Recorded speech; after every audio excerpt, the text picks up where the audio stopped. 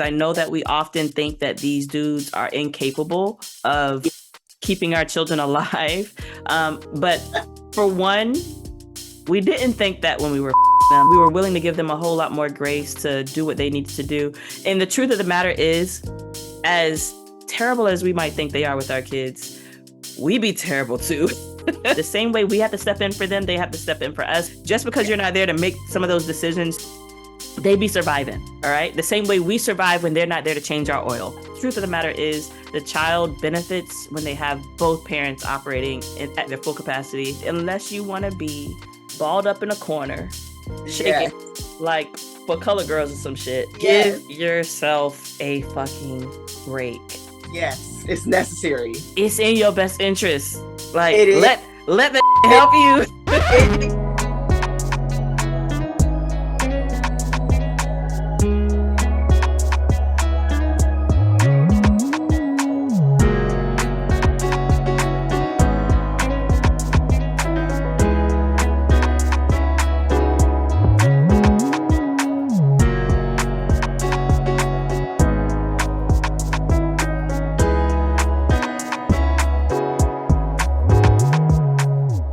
The way that you're talking about it, it just seems so whole and healthy and right. And I'm just like, damn, it sounds so simple. Like, raise your child to get that, just do what you were supposed to do without like that part. Like, just take that little part out and then leave the rest. That'd be great.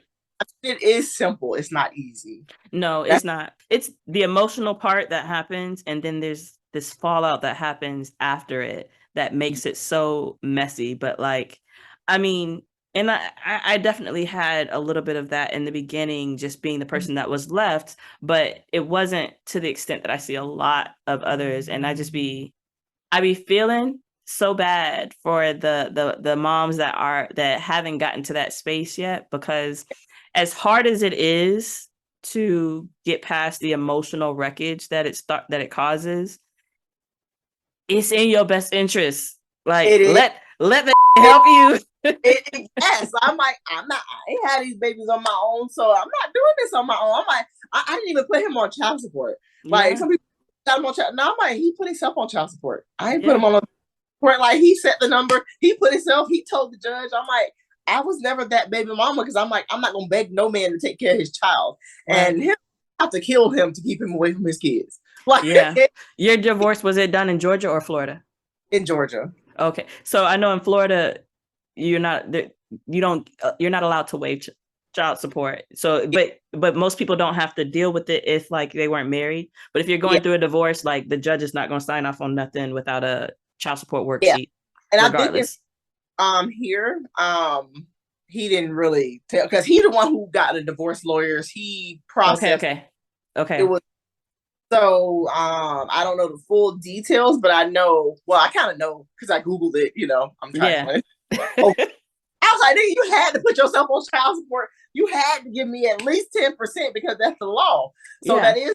So if you are, I believe that's in Georgia too. If you divorce up here, whoever's making the most, it has to be 10%, and he was making 4 times more than I was. So he had.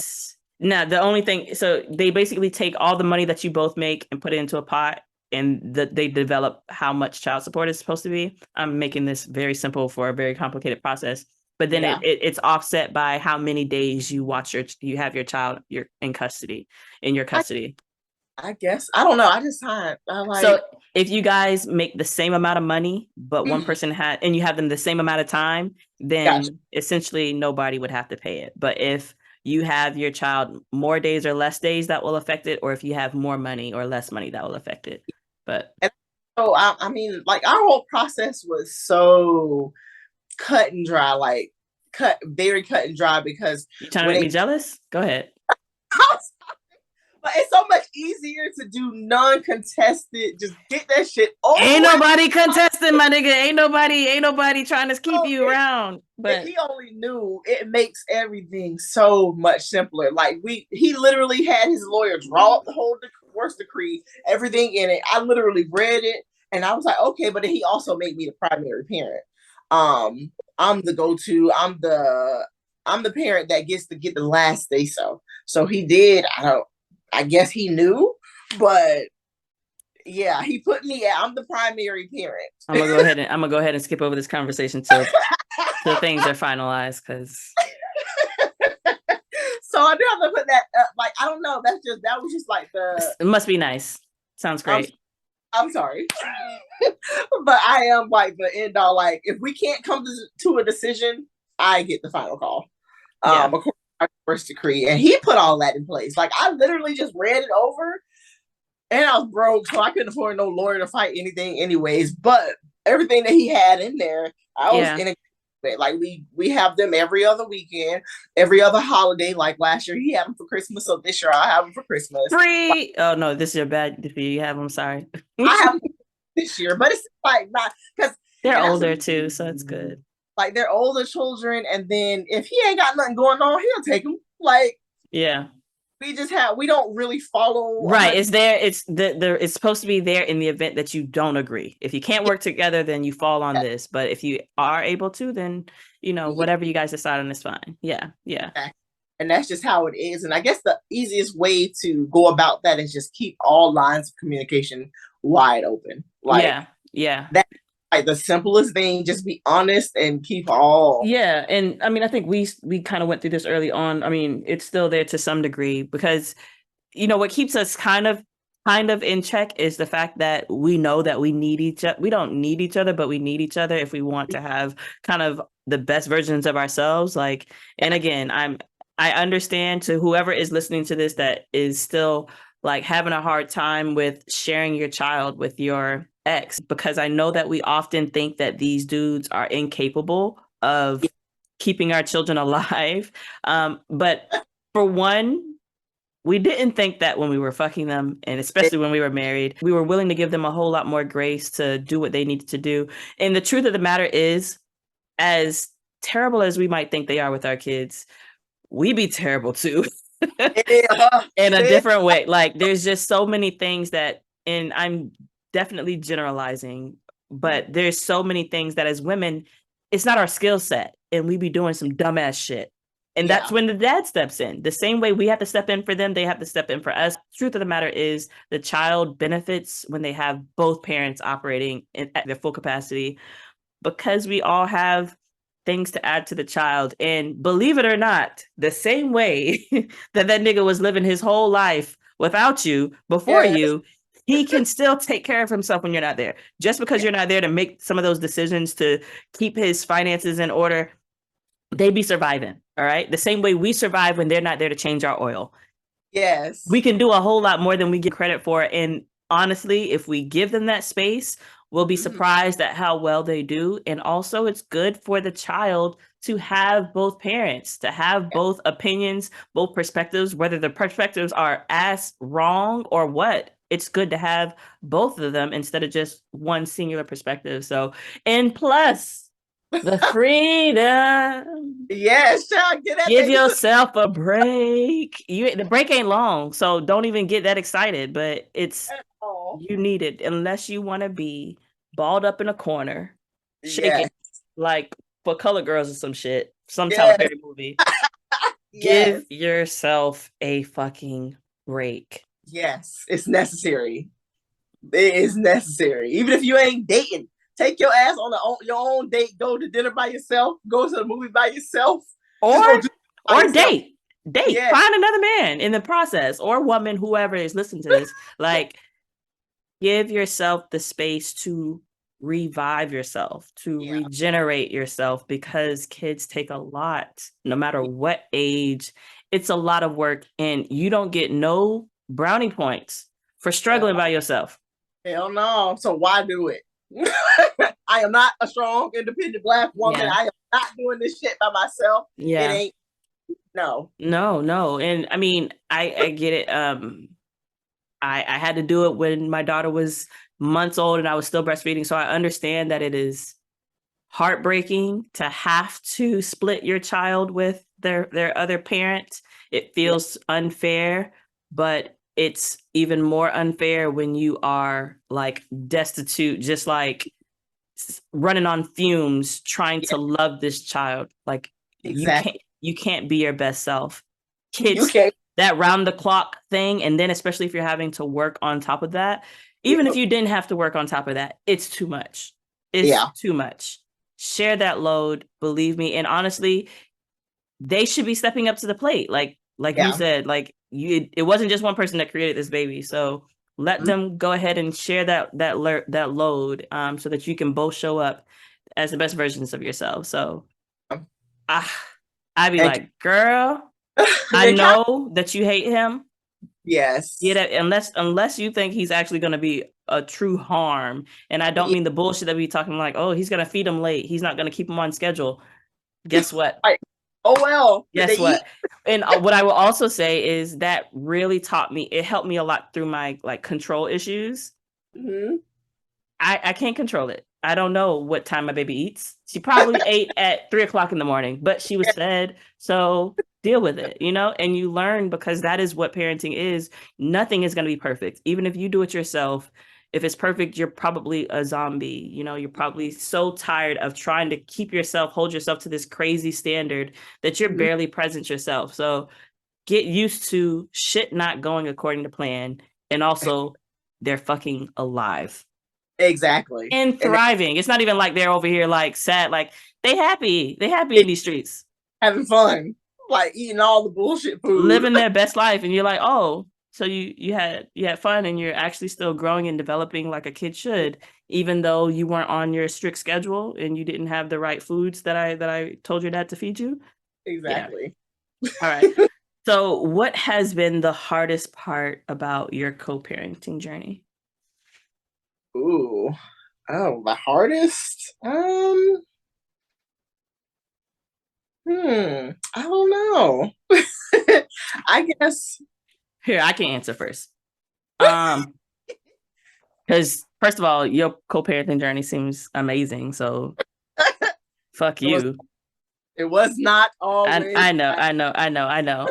But when you get to that space, you're able to look back and thank God.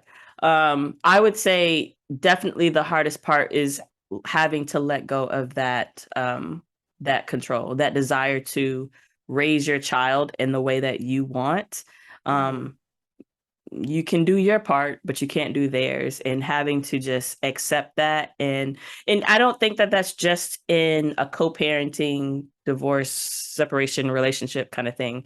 Because parenting is always co-parenting. It's just, are y'all together or not? Like, but when you're married, you do try to like work together a little bit more, I guess, but you still have fundamental disagreements on how the child is supposed to be raised.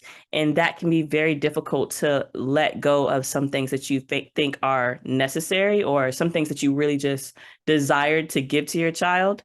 And so, I don't even know if that's just co-parenting, but definitely in co-parenting, I would say, at least for me, because we don't even have, half of those discussions to get to that space of trying to like work together. It's more like, I don't agree with you. So no, that's pretty much where we're at. And that sucks, because it feels like I should be able to raise my child this way. But yeah. And I guess that probably is like one of the hardest issues, to kind of piggyback on what you were saying before, is to stop mothering my ex-husband. Oh, goodness. That's and that was probably one of the hardest things about co-parenting, is relinquishing that control, realizing like in our marriage, I mothered him a little bit, and then out of the marriage and having to say, oh, I'm not his wife no more. So certain things, that goes back to the boundaries too. Certain things I can't just say to him. Certain things I can't tell him not to do, because we are now two separate entities. So I had to force myself to stop saying, well, you can't do this and you can't do that, and don't take them this and don't feed them that. Like I had to like, I'm like, these your kids too. So if I can't give you an ultimatum, like you got to do it my way or no way, and still be an active father in their life. It's like, you gotta let him. It's how he sees fit. Is when they're at my house, they go by my rules. When they're at his house, they go by his rules. And that's the hardest thing, to relinquish that control.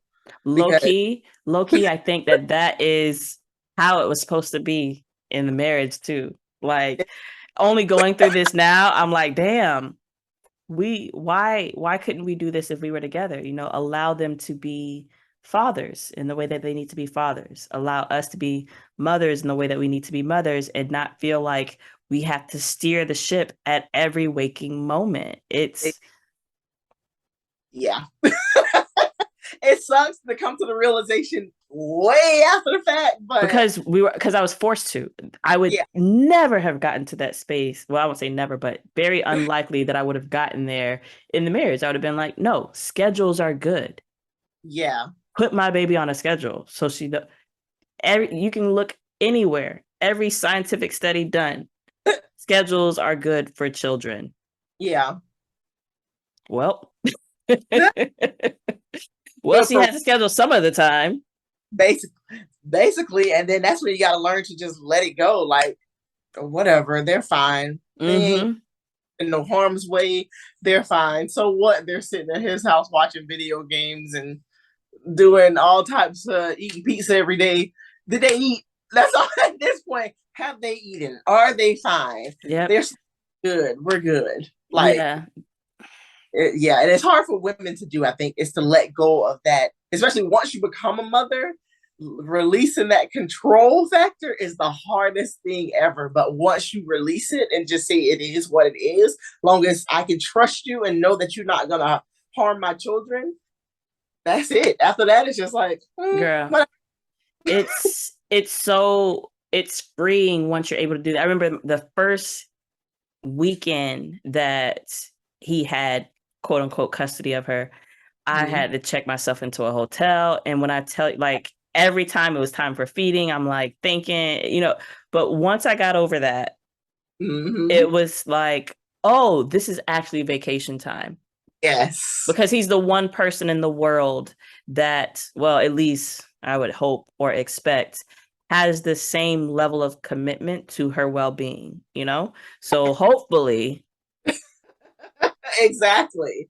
Like, I can go chill. I ain't got to call you every 30 minutes or an hour to check up on the kids. Right. Right. Like, you're not a babysitter. You're her father. You're the other parent. So hopefully, yeah. Like, I treat it like I did the man cave. I'm not, once I close that door, whatever happens, happens. Basically. Behind that door. Yes. I don't know. I don't ask no questions. Yeah. I don't. Now, I will say every once when there is something that bothers me, I will make a strong suggestion. But I know that all I can do is drop that suggestion off and keep on my merry way. If he picks it up, great. But if he doesn't, ain't shit I can do about it. So I especially had to do that with my son. Like, it's when it came to him growing, because he's about to be a teenager. Certain disciplines and certain ways that conversations he would have with my son, I just had to. I'm like, I don't know what it is to be a man, so I can't tell a man how to be a man. So I really gotta I had to really so much more control with my son, because I can't, he's entering into his teenage stage. So daddy is necessary at this point, because it's a whole young man. Yeah. That's very interesting. I mean, since I have only a girl, I don't know. I wonder how my ex feels about that kind of thing. Right now, I know I be feeling some things like, don't teach her that. Don't do that. Don't do that. Please don't. It gets worse with the girls, because certain things, but then you have the protection aspect with a girl. So at least he teach her some stupid stuff, but you know, I'm just waiting for her to get older so I can unteach her. I just don't know how far gone she's gonna be. By then. One conversation that I did have to have with him, I was like, look, you are the mold to what type of men she's going to deal with. So I did have to have that talk. I'm like, whatever standards you set, you are the mold. Don't say that. Don't say that. That's what it is, because when I thought back to after going through therapy and all that stuff, but my daddy not being there, I'm like, I ain't have no mold, which is why things went awry when I got in high school. But fortunately for my child, she has that mold. So I was like, if she asks you for something, if she wants some flowers, you need to buy her some flowers. If she need to talk, you need to have certain conversations with her. She needs to know that she can come to you for all the protection, because if she goes out to go date, she's going to be seeking, oh, my daddy protected me, so you gonna protect me too, or I ain't gonna deal with you. But I'm like, he's the baseline, and that's what I think that's missing in the households in themselves, is because when the father figure is missing, then us women, we kind of go astray and kind of looking for something, trying to fill some gap. We're trying to create this mold, but the father is the mold. So that's why certain things with him and her I have to release, because I'm like, no, he needs to. That's daddy, and that's what you're gonna be looking. He's a blueprint for the man that you probably gonna wind up with. Because most women that have daddies actively in their lives, they tend to lean more towards men that's similar to their fathers. I'm gonna ask you for this today. Usually. Unfortunately, that's just. So I'll sit with that another day. Save that for another day of therapy. It is a balanced scale, because I'm pretty sure your ex reminds you in most aspects of your father.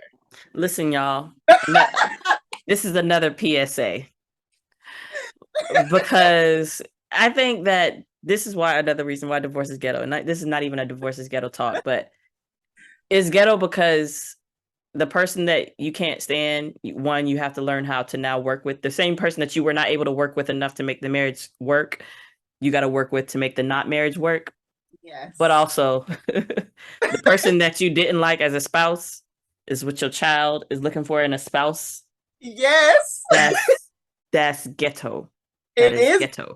Oh, very ghetto. Like this is what, listen, come to me to be your premarital counselor, because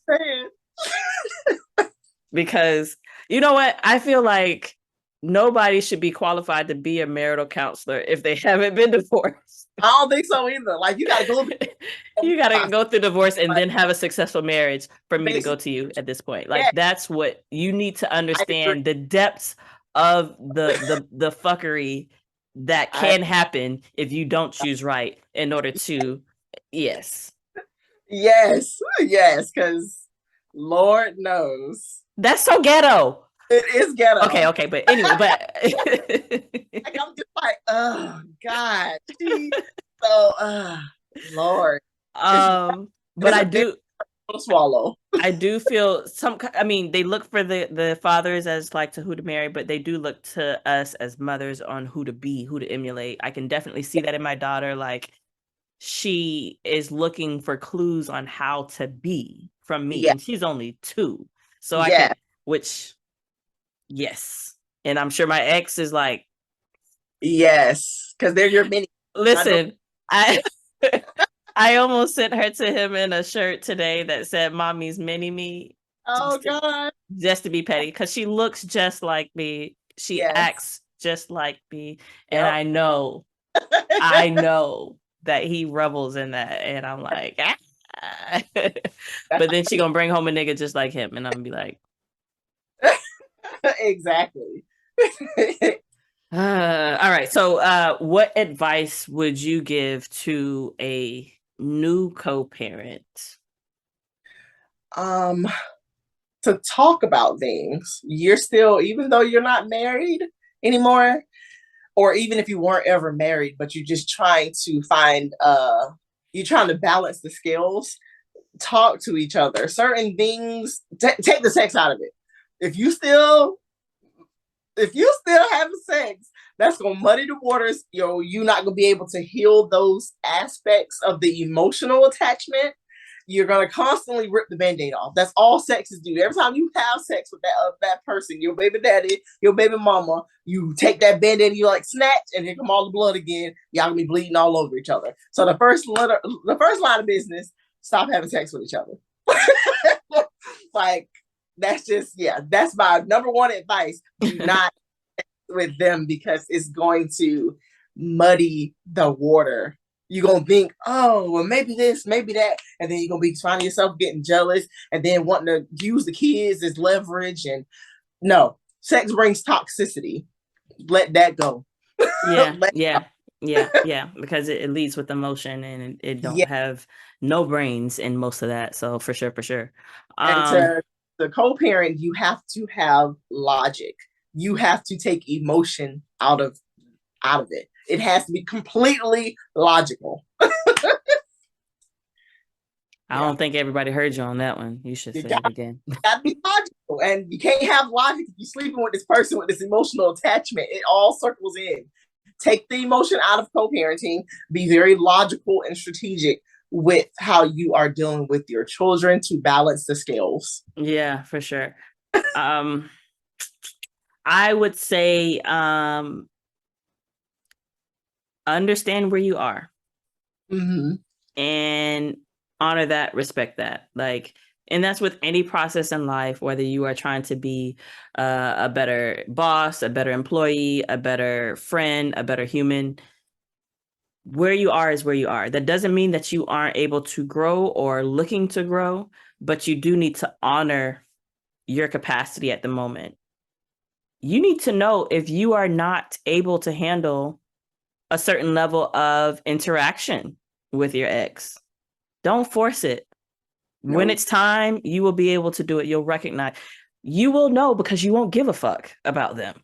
When you are at that point, the same way that you said, like, there's no sexual like tension because I don't want his ass. If you don't feel that way, don't try it, because you're just setting yourself up for a failure. You know, like, you need to give yourself the time and space that you need to heal, process, move on, whatever the fuck. But if you still feel that gut-wrenching reaction, if your ex walks up with somebody of the opposite sex that looks like it might be somebody, and you feel some type of way, you're not ready.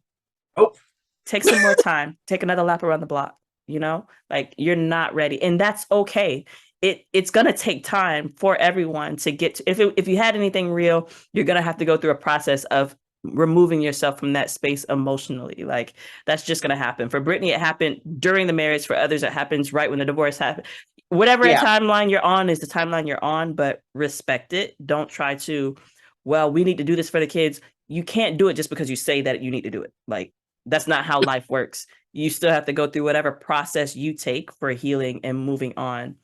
And it's okay. Wherever you are is okay. Just as long as you are giving the kids what they need, it's okay that you and your ex have whatever relationship. That's a separate relationship. You and your ex is like friendship, intimacy, partnership, whatever. That's separate from raising your kids. You can still very much raise your kids in a loving environment and work together well with your co-parent without actually having a relationship with them. Now, it gets a lot easier and probably a lot more loving if you're able to cultivate a friendship, but it still works without that. So just take the time that you need. Don't rush it. If you still feel that when they do shit, you're not there yet, and that's okay. Yeah, I agree. All right. This was good. Thank you, girl. Hopefully everybody got some clarity out of it. Hopefully. I mean, I figured out that I understand why I'm not where you are yet. Like, I don't know if I'll get there, but I'm still hopeful. Co-parents it's another level. It's a lot, but I'm still proud because I think that with all the stuff that we still have to figure out and work through, that my daughter gets she gets a decent version of both of us. Like, we get the rest that we need and we show up. Now, whether we show up right or wrong from whose perspective, that's different, but we show up all the way. So whatever. All right, guys. Thank you so much for tuning in. I'm going to make sure that I put Brittany's information in the description box so you can check her out on all of her many platforms. We'll just keep that too. All right, yeah. I guess you can find the other ones through those too. But anyways, as always, if you're following me on social media or you want to, check me out at isalexis. That's is_Alexis. I don't know. You'll find it. Look at my handle. It's right there. Yeah, anyways. Or catch me on anywhere you find podcasts at Lex Talk. So that's LEXTLK. And I can't wait to see you guys in another video. All right. Say bye to the people.